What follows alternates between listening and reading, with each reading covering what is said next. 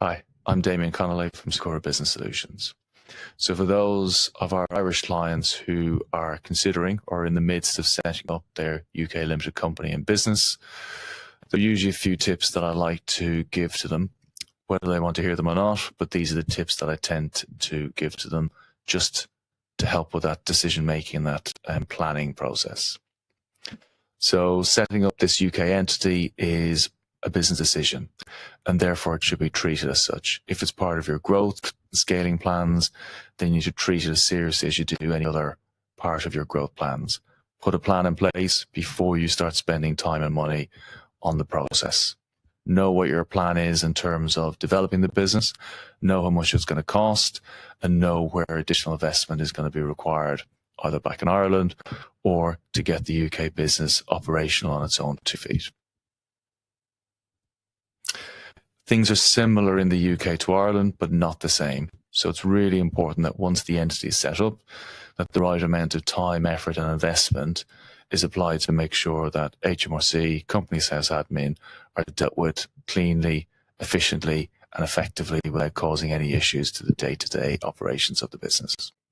The VAT threshold in the UK is about double what it is in Ireland.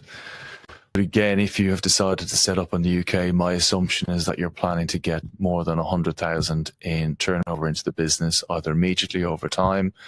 So my recommendation is always just register for VAT straight away. And then you don't have to explain the size of the business, or you don't have to explain 6 months down the road to your clients, we're having to make a change and we're going to invoice differently.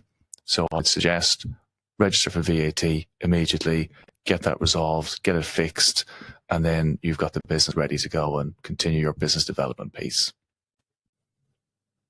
As part of Companies House requirements, you will need to have a UK address that somebody can attend to or post will be consistently picked up at. Now that can be an address that we operate out of as well. But actually, if you're going to build an operational business, you probably need to think relatively quickly about either getting an office space or having a space where you can meet potential clients, meet other professionals, whether that's an office space or not, but somewhere you can access regularly whenever you need it. Also, what some Irish clients do is they do a roadshow and they go and travel out to lots of clients. Actually, if you have a central location that's easy to access from people in London or coming in or out of London, for example, then you can just meet them there. It's probably going to be just as easy for you, but also for them to meet you somewhere near a train station or a central location, rather than trying to rent cars, trying to travel out to people's locations and trying to get their time on those days that suit you.